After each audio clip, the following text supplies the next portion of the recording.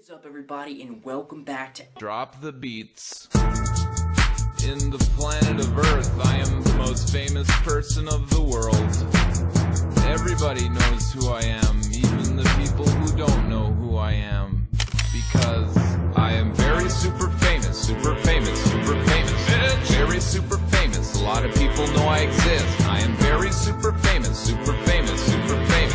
Very super famous, you are not, so you are shit. What is up, everybody, and welcome back to Alex Reviews. So as you see here, I've got some completely different setup.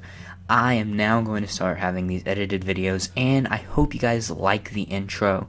If you think there's anything I can do to change it or make it any way better, please tell me so I can try and do that in the future. Fist Fight. Fist Fight's a 2017 film that just came out about a month and a half ago, maybe. And I went and saw it about in its second or third week. And I haven't gotten into it until now because there has been so much stuff going on in my life. But I did decide today to actually record my review for Fist Fight. So I'm just going to have the thing play over and I'll edit it out later and everything. Fist Fight. What do I really think about it? I love it. I absolutely love this film. But why? Is it just a good comedy, or is it a really good movie in, like, my critique sense? Let's check it out. The originality of this film.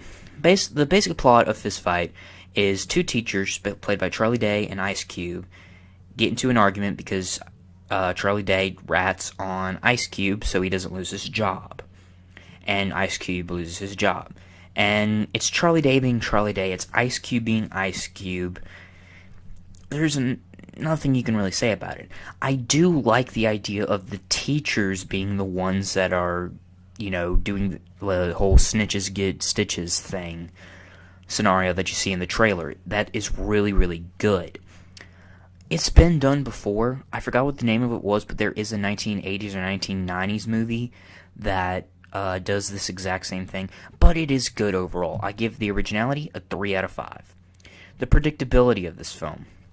Now, with it being not the most original film, this is a by-the-numbers movie. Honestly, I think they just created a minor script for this movie and then just told the actors to ad-lib it, because of the way that some of the lines are delivered, and because that the story is just so generic. Charlie Day has a side plot with him needing to get to his daughter's performance, and she wants to play a Big Sean song. You know the Big Sean song is going to get played, and you know it's when the daughter's talking about it's dealing with another girl, you know it's going to be I Don't Fuck With You, that song, and it's very predictable. A 1 out of 5.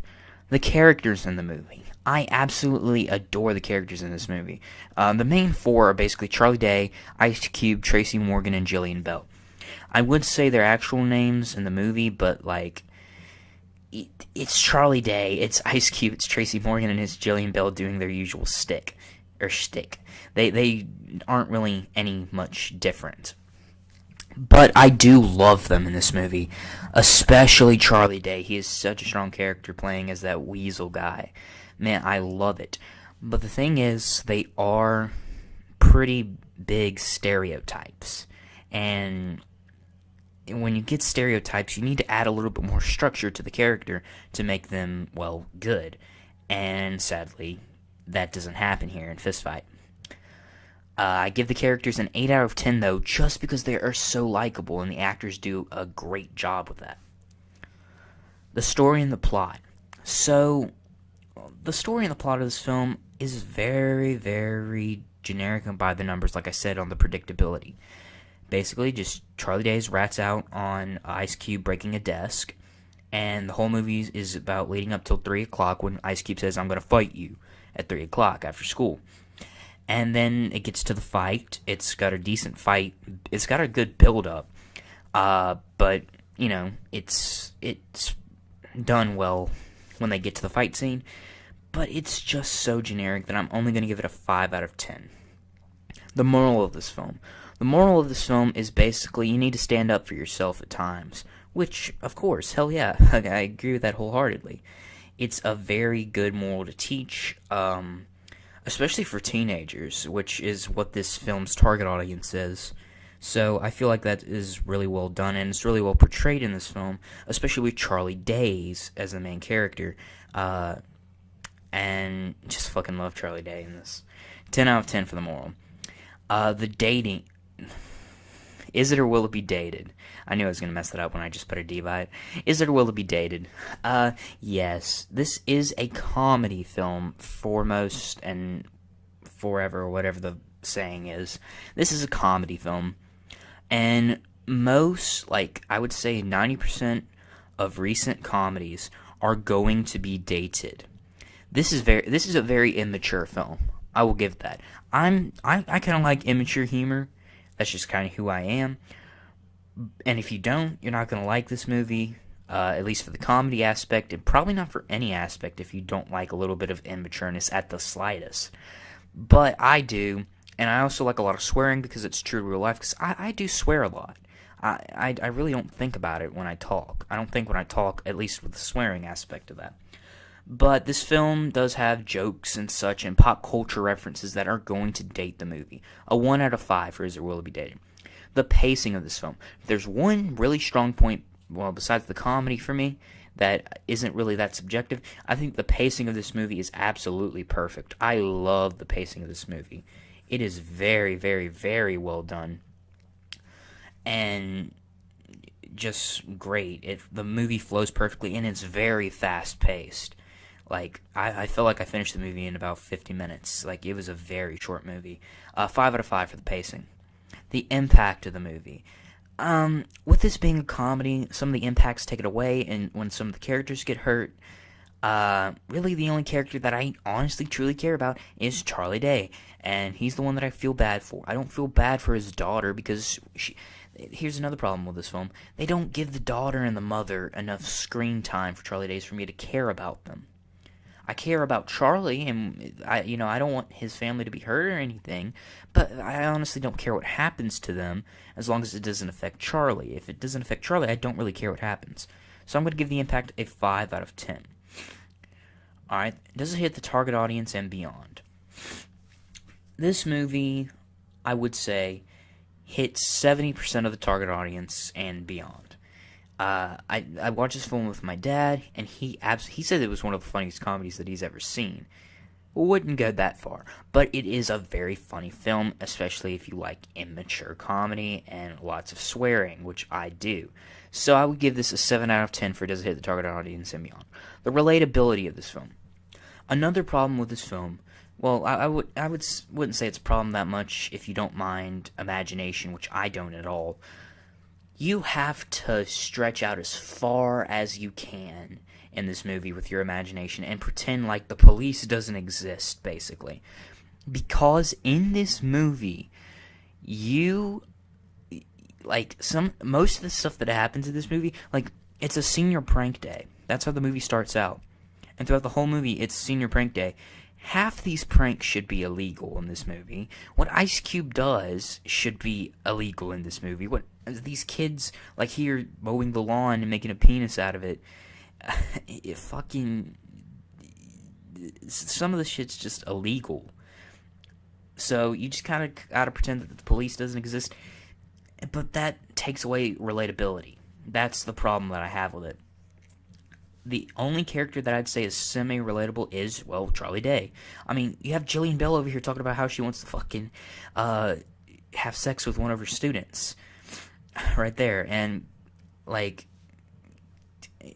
not relatable in any way. All 2 teachers out there, sure.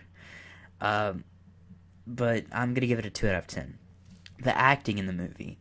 The acting in this movie is very good. If there's anyone that I feel like could have done a better job, it was probably Tracy Morgan. I feel like he could have provided a more essential role, because I feel like his role was just comic relief. Like with Jillian Bell, she actually kind of was a part of the plot when she brought Ice Cube in and Charlie Day in to sit down and talk at that meeting room, and then Ice Cube sat down at friggin' Iraq and I think Charlie Day sat down at USA. I don't know. It's been about a month, but I remember this.